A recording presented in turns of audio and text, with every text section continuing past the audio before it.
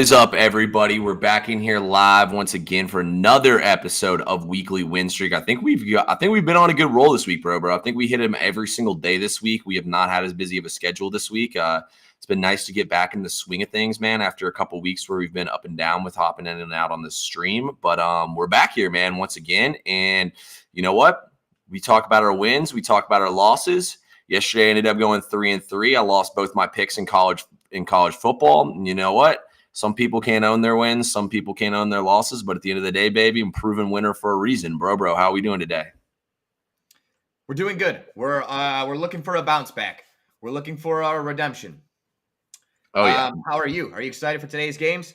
Oh, man. I'm being honest with y'all. This is not my favorite slate today, but that doesn't mean we can't get some fucking money today, baby. We just got to play cautiously. We didn't unload any units today. We just went with all one-unit plays, and we're about to give them all for free on today's show. But look, I want to start off the top of the show here and say this.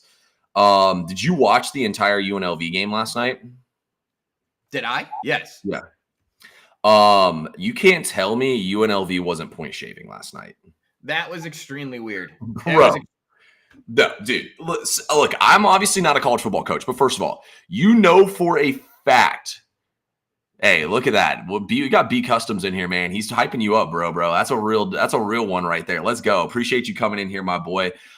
He's been waiting on the stream too. He messaged me about it this morning, so you already know he's been waiting on this shit. But look, the first thing I want to say is, I'm going to talk about why UNLV was ridiculous last night. But look, Boise State blitzes the most of any team in all of college football on third down. Where's the fucking screen pass? Where's the rollout pass? Where's the quick hitter? Like, bro, that was such poor coaching yesterday. Brennan Marion probably had one of his worst coaching games of his career last night. But on top of that, man, like, I mean, dude, Malik Williams taking the delay a game on first down at the 4-yard line and goal, like that was inexcusable. If I was the coach, man, I'd have ripped him a new one on that one. But you can't do a shit like that. I mean, UNLV, man, played absolutely awful. They should have, I don't know if they should have won the game or not, but they definitely should have covered. I mean, you can't go 1-3 inside the red zone, doink a field goal. Like Boise State had 2 methodical drives the whole game. At the end of the day, we lost. I'm not going to sit here and make excuses for it, but I mean, the cap was there. I don't feel the least bit bad about that one. Now, the cap was not there on Tulane yesterday. They got fucking cracked in that game. Yeah, both of the games were, I guess I would say, tough to read, and definitely had outcomes that I didn't expect. And I agree with you. You know what I thought was really interesting? I was watching Christmas movies, but I had a side stream going. The last few weeks, UNLV went empty a lot, and when they went empty, they ran that delay QB draw to death. Where was that? Why did we not see that? Well, they did run it some, dude, but they got completely stuffed on it a couple times. You know what? I get that, but the situations they ran it were obvious. It was almost obvious what they were trying to do. I think on some of those mid-third, I mean, especially in the red zone, when you had 3rd and 7, I think that was in the third quarter. You had 3rd and 7, I think around the 35 or 36-yard line. Listen, that is the perfect time to run a QB draw, and fuck it. You're down 2 scores anyways. You're going for it on 4th down. Catch these guys off guard. I mean, Malik Williams is a great quarterback. Don't get me wrong, and I think he made a lot of great plays this season. But you can't just drop him back on a 3, 5, or 8-step drop and expect him to be successful. You know what I'm saying? Like, You got to move him around, and they just didn't do that. So, yeah, I agree, man. It was really weird to see them almost kind of concede the game from the beginning. It was like they were punting the whole game. It was really weird. Yeah, I mean, they definitely outplayed Boise in the second half. I mean, Boise State didn't even score in the second half. I mean, it was that touchdown before halftime really killed everything because, I mean, we could have kicked some field goals in the second half and definitely covered. So, it is what it is. Sometimes you have the right side and you lose. We'll take it on the chin, though. We ain't going to sit here and cry about it today, guys. We have a nice slate today of college football. We got some NBA, some college basketball as well. We're going to wait for a couple more people to flow in here. We've only been on here for 5 minutes. About the 10-minute mark, we'll get into today's game so we don't have to repeat ourselves a bunch of times, guys. But if you're in here right now, guys, hit the like button, hit the follow button on us. We don't care if you buy our picks or not. You know what? You're in luck today because we're about to give them all for free today. Or at least I am. Bro can do whatever he wants. But fuck it. I'll give them all for free today. We're fucking cashing today. And then tomorrow, y'all are going to buy my biggest play. I think it might be the biggest play of the NFL season. Right now, it's a 2-unit play. It could possibly be a 3-unit play if I like the injury report as well tomorrow. But anyway, let's talk about some basketball today, bro. NBA today, we got a matinee game here ticking off at 1 p.m. with your Cleveland Cavaliers taking on the Charlotte Hornets. Last week on our Black Friday stream, I told you guys these games go under about 65% of the time. What happened? Neither team even broke 100 points. And the Hornets actually have a pretty decent home defense. They don't have LaMelo Ball as well. I'm taking the under again in this game, guys. I know Cleveland wants to play fast and whatnot, but this game will go under the total at 218, 218 and a half, whichever number you want to get out there. There's going to be a lot of defense. It's going to be a slow start. It's an early game. These guys are going to be cold warming up and whatnot. Give me the under in this game, bro. You like anything? You like a college basketball player and NBA play you want to give it out today? Well, yeah, I got a college hoops play for you, but I just, a little more insight on that unders pick. I really like it. Looked into it myself. It's interesting. The Cavs,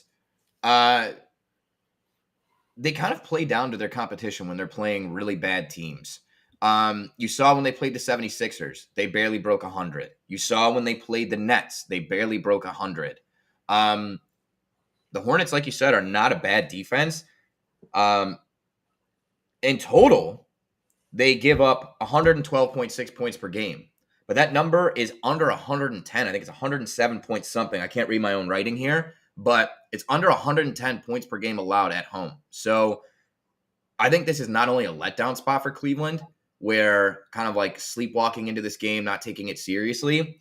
I almost took Charlotte first half plus 7.5, but I didn't end up taking it just because it is Cleveland. I don't want to bet against my boys. I love the under here, and I wouldn't take Cleveland against the spread in this game. I just think it's too many points. Early game, on the road, weird travel spot. Yeah, if we're taking an under, we definitely don't like a 13-point favorite. That's for sure. I don't hate the under in both halves, to be honest with you. I really like the full game a little bit more in this game, but I definitely don't hate the both half look like we did last time in one of these games. So definitely not a bad look at all here. So we'll take the under in this game. And if you look too, they dropped that line a lot from where it was at in the Knicks and the Cavs game. The Cavs have a better offense than the Knicks, so I thought that was pretty interesting too. Bro, let's just go to class real quick. Give us a college basketball play, then we're going to get into the college football. Word. Derry, thank you. Be Custom, thank you.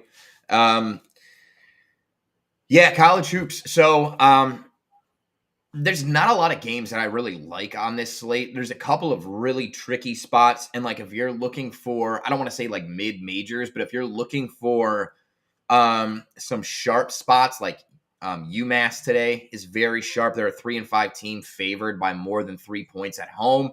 It's a really good spot. But the play that I like the most is going to be St. John's -10 today, early 11:30, and it's against Kansas State.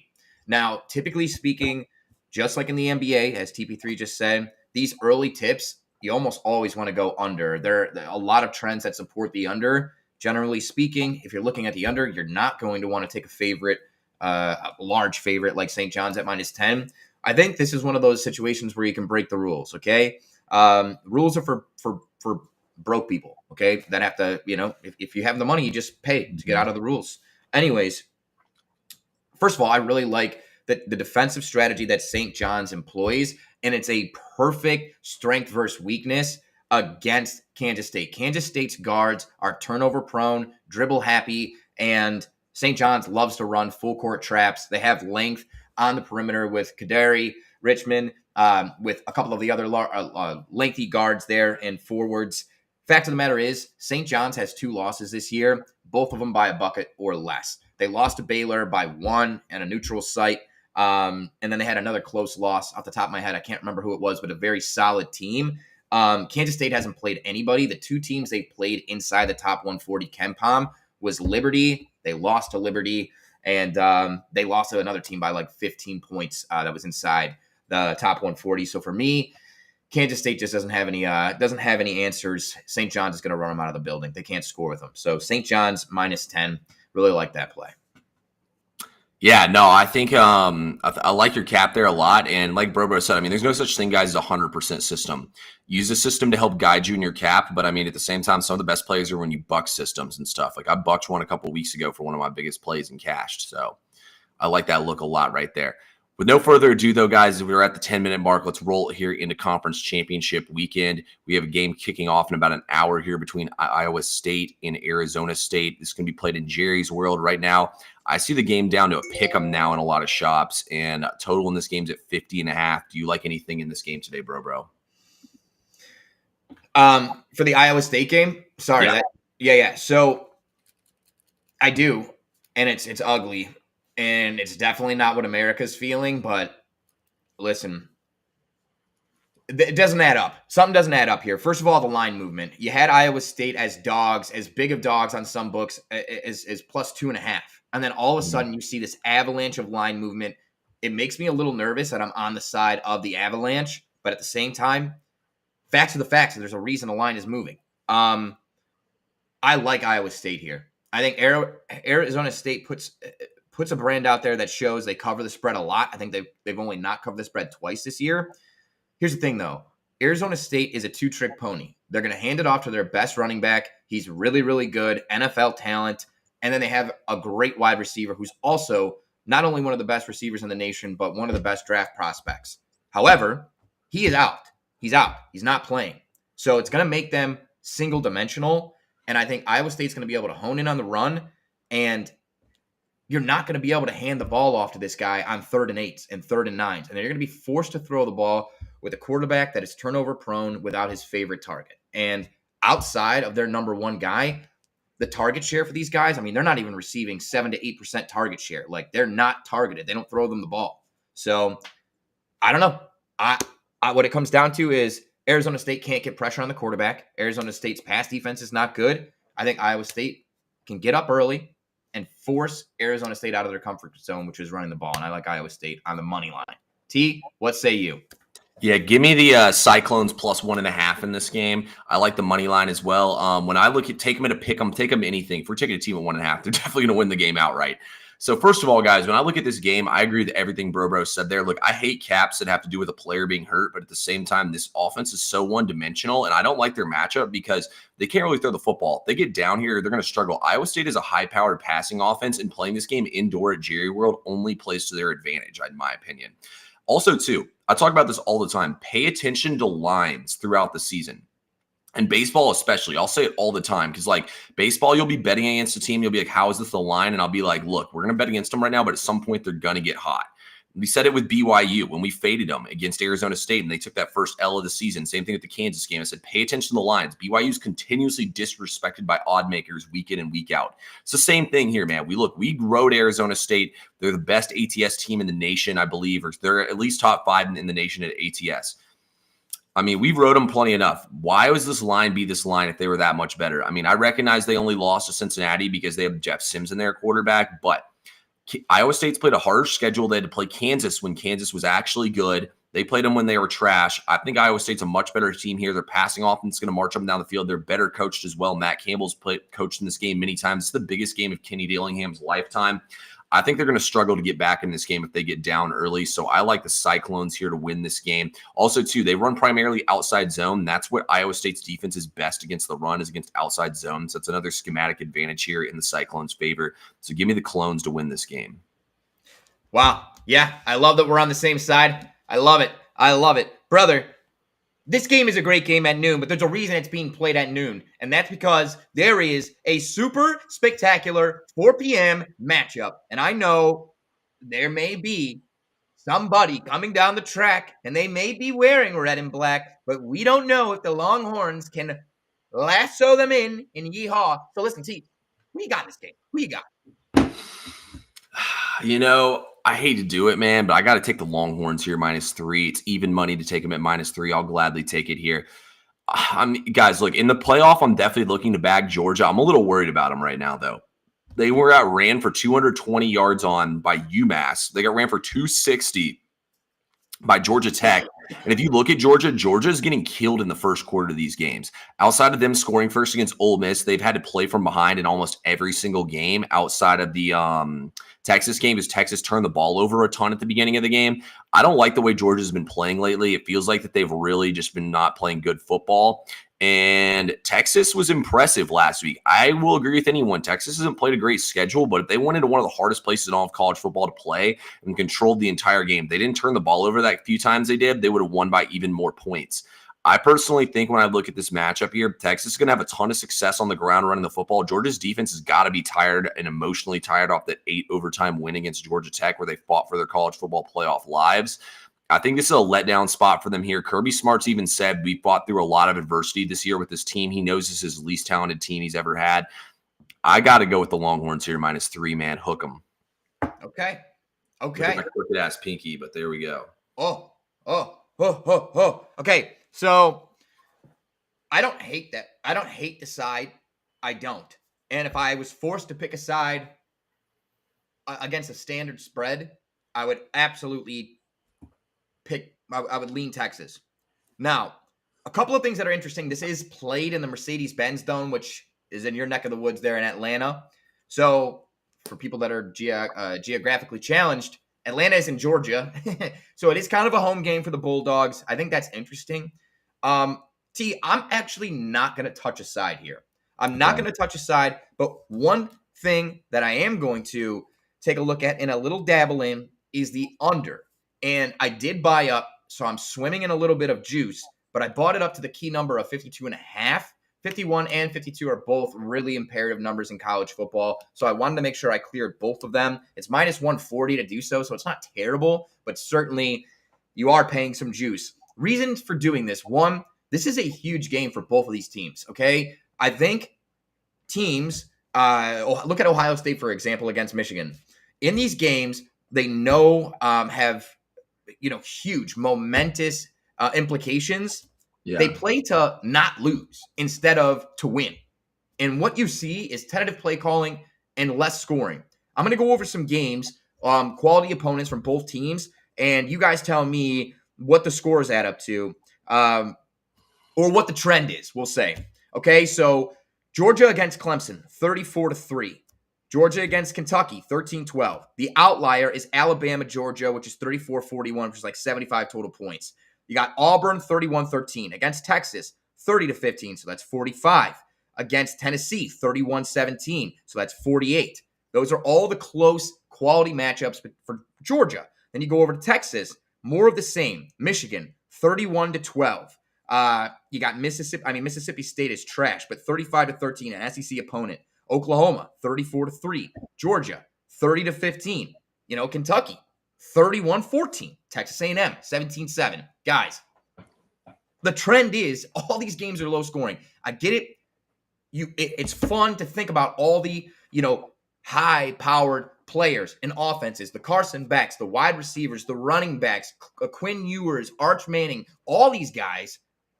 We're forgetting the strength of these teams, the offensive and defensive line, controlling the trenches, and that's what's going to end up happening in this game. I see this game going under. I honestly don't know if either team gets to 25 points. I think this is like a 24-20 game, 24-21, something of that nature. So under 52.5. Love it. Dude, I might consider going to this game, man. Tickets are not that bad, honestly. Oh, shit. The only thing is we got a college football second round game here and the national championship, so I'll probably just save my coin to go to those two games. I do like that play. I think the total's too high. I looked at the over, but I think it's too high. So that's what I like. Anyway, let's keep the thing rolling here. We got plenty more games today. Real quick, do you have anything for the MAC championship? I know that's in your neck of the woods. Nothing? No, I can't get a read on this game. I just can't. And if you don't know, you don't know. And that's just the way it goes. I could care less who wins this game. And there's the trend. None of these trends make any damn sense. So I'm off it. I think Miami of Ohio will probably handle business in this game. They blew out Ohio in the game they played earlier this season. It was 30-10 at the start of the fourth quarter. They scored 2 garbage time touchdowns to make it look closer than it was. It was 30-6 at the start of the fourth quarter. So I can only look at them in this game. Let's keep it moving, though, here. Let's go to one of the big games again here. We got an 8 p.m. game. Bro and I are on opposite sides here. We got Clemson versus SMU. The total in this game is 55.5. SMU's 2.5-point favorites. What do you think about this one, bro? Yeah, I battled my heart, my mind, and my soul because I hate Dabo Swinney. And honestly, I don't know. This is one of those games where it's like you're okay sitting out if you don't have a good side on this. But more and more I thought about it. 2 things led me to this decision. One, at least I know what I'm getting with the Dabo Swinney program. He's tried, he's true. I've seen it a million times. Great quarterback play. And that's the first segment. The second segment is college football playoffs. What sounds more appealing to you? SMU versus, I don't fucking know, Texas, Ohio State, or Clemson versus Ohio State? You know what I'm saying? I really think college football playoffs, the money side of things, let's not forget, this is all entertainment. I just think college football is better with Clemson in the playoffs, and Clemson's too big of a program to leave them out. Now, that is a terrible reason to like a play, but here we are. Here we are. I've got no other rhyme or reason other than I trust Clemson. SMU turns the ball over a fuck ton. Clemson gets pressure on the quarterback. And I don't know what I'm getting with SMU. It's like a box of chocolates. Shit. I could be totally wrong on this, and it could be the most delicious caramel, truffle, little turtle chocolate ever. But I don't want to find out. I'm taking Clemson on the money line. Give me the plus money, and let's rock and roll. Don't forget also this is in Charlotte, which is a home game for Clemson. T, I know you hate it. Yeah, pony up for me, man. I'm on the Pony Express in this game. Look, I love Kevin Jennings' dual threat capabilities in this game and their run game. Clemson's outside of the top 80 in rush defensive EPA. They're going to get run all over by this SMU offense. SMU is a top 25 defense, actually, as well. SMU's defense in drive quality and finishing drives is inside the top 25, which is huge EPA as well. And then their average third down they're forcing opponents to is 7.8 yards on third downs. That's huge here. I mean, SMU went into Louisville and won. Clemson got dog walked by Louisville. There's a little common opponent for y'all right there as well. Now, look, I don't think that game is necessarily the same. Me and Bro watched it. I think they kind of got fucked over on that fumble getting called back, but at the same time, SMU was right there with them. Clemson really got crushed in that game. I think SMU is going to have a lot of success in this game here. I like SMU, man. I think it's a really good team, well-coached team. Before the season started, I said I thought they'd have a chance to win the ACC. Dabo's performed well in this game historically, but not in the transfer portal era here. I think he's a dinosaur. I think Dabo gets left out of the playoff. Give me the SMU in this game. Yeah, I mean, like I said, man, you could be totally right. The more and more I thought about it, I was like, dude, this just feels like Boise State, UNLV. Like, college football playoffs are probably better with Boise State in than UNLV. You saw a lot of weird play calling, a lot of I don't know, man. I don't know. Let's talk about the other game, Oregon Penn State, because I feel a lot more confident about that. Okay, T, tell me who you got. Dude, I'm sick and tired of it, honestly, bro. Every single time Penn State plays against a top 5 team, top 10 team, Ohio State, Michigan, because those are usually the teams that are only good teams in the Big Ten. Oh, all the sharps are lining up on Penn State. And what happens? They get their back broken every single time. What's going to happen today? They're going to get their back broken once again. Actually, they're going to get it blown out this time instead of getting it broken. Dude, I mean, James Franklin, I ranted about this on my TikTok stream earlier. If you were over there, I'm going to rant about it again right now since there's different people in here. Dude, there's a reason why he's little game James. He's 1-13 straight up against top 5 teams. He's 3-17 straight up against top 10 teams. I mean, the Ohio State game was absolutely embarrassing. He should have been asked to resign after the game. Every single year you lose to them and you just go conservative as hell on offense, like that's inexcusable. Why even hire Kolenicki if you're going to do that? And they're going to do the same thing here again. They're going to play scared on offense. They're going to run their little BS offense, conservative offense.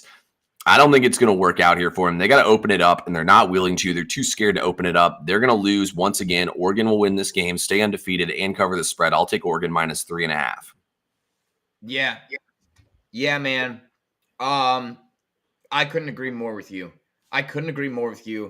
And I know Oregon is new to the Big Ten, so both of these teams are Big Ten teams. But fact of the matter is, I've been watching the Big Ten for forever. And James Franklin it's the same story. It's the same story.